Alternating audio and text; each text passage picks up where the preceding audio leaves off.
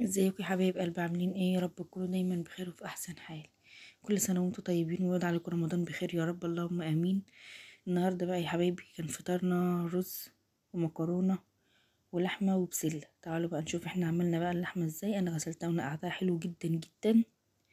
تمام. قمت حاطه لها معلقه سمنه، بصله، ورقه لورا، مستكه وحبهان. خلاص هحط بقى الايه، اللحمه، بحطها واحده واحده كده، وابتدي بقى ان انا اقعد اقلب فيها بحيث ان انا ايه، اديلها صدمه من الجنب ده والجنب ده.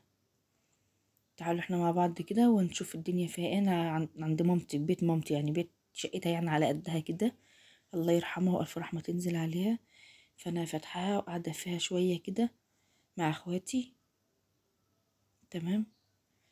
هبتدي بقى ان انا إيه اقلبها بقى كده، اخليها تاخد صدمه الجنب ده كده شويه. احط عليها مرقه دجاج، وهقلبها بمرقة الدجاج كده مع الفلفل الأسمر والبصلة وورقة الرورو والمستكة والحبهان. ابتدي اقلب فيها بقى بحيث ان هي تاخد صدمة كده من هنا ومن هنا كده.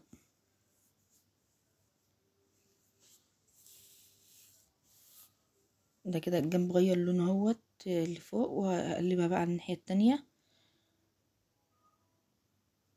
كل ما هقلب بقى كده اشوف حتة تانية كده ما خدتش، وهغلي لها ايه، مية على البوتاجاز.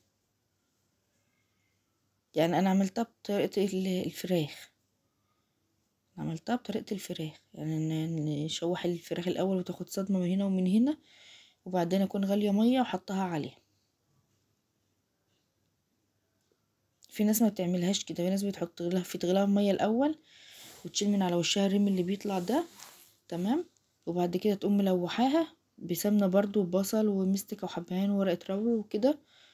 لا انا حبيت بقى ان انا اغير المره دي، انا بعملها كده برضو، بس انا حبيت ان انا اعملها كده على طول. كنت نقعها حلو جدا، ما كانش فيها اي دم خالص. وقلت بقى ايه، اشوحها كده ايه على طول.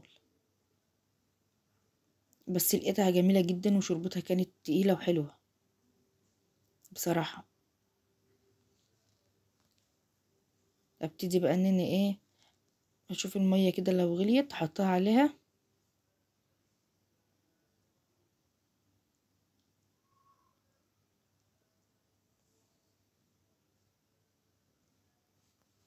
يعني كده انا جبت الميه هي غاليه، غاليه على البوتاجاز، وقمت حطها عليها.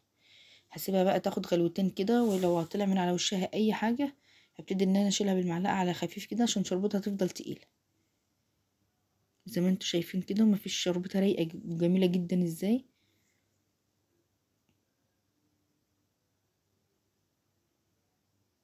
ويا ريت كل اللي يسمع سيرة مامتي يدعي لها بالرحمة ويترحم عليها. بالله عليكم انا مش طالبة اكتر من كده، ان ربنا يرحمها برحمته الواسعة، هي وامواتنا واموات المسلمين يا رب. بالله عليكم كل اللي يسمع سيرة مامتي يترحم عليها. دي بقى الحلة بتاعة المكرونة. حطيت فص توم، معلقة سمنة. انا كنت بشتغل يا جماعة والله، والكهرباء كانت قطعت عليا. يعني كنت بجهز الفطار والكهرباء كانت قطعت عليا. دي كده التقلية بتاعة المكرونة هي.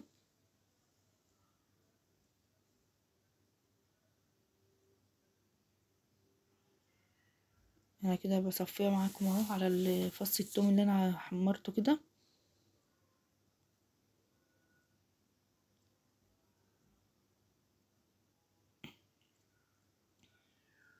معلش والله ان انا بغيب عليكم، لان انا تعبانه شويه، بس عنده ظروف كده. فده ان ربنا يشفيني يا رب ويحوش عنا عشان خاطر بناتي وجوزي. انا حطيت بقى كمون، كزبره، دي بهارات مشكله، فلفل اسمر، مرق الدجاج برضو على التقليه. دي بابريكا بقى، يعني تخلي لون الطماطم ايه، غامق شويه. هقلبها كده بقى كله ببعضه كده، وهقوم ايه، نازله عليها بالمكرونه.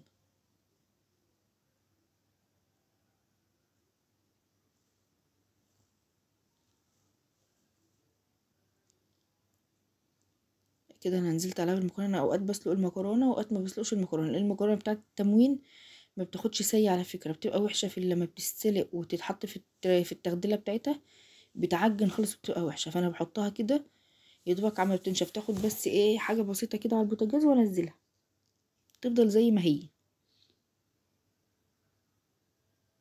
انا حطيت لها كده رشة ملح، اقلبها بقى كده معاكم برضو واغطيها.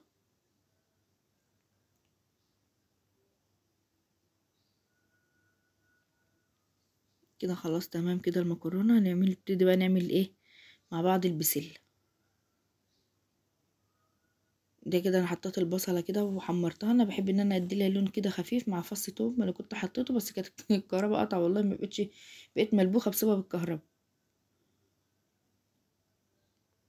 ده كده البصل اهوت والبسلة، ونازله عليها بالجزر.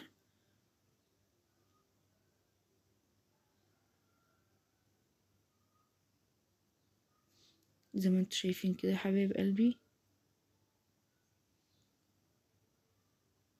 ويا ريت كل اللي بيشوف الفيديوهات يا ريت يسيب عليها لايك كده وتعليق حلو زيكم ويشاهدها. وبرضه حطيت عليها برضه ورق ربر كده عشان يديلها نكهة كده وطعم، مروحة بيها كده.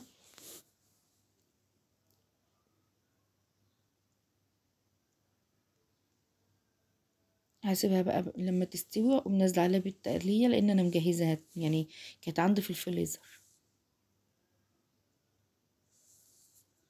كده انا نزلت عليها بالتقليه كده بتاعتها. تمام. هبتدي بقى احط لها برضو البهارات، بهارات مشكله، كمون، كزبره، فلفل اسمر.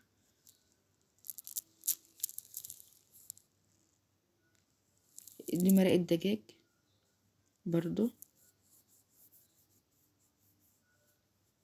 قولوا لي بقى ايه رايكم. ده بقى كان غدانا النهارده، احنا كنا صايمين.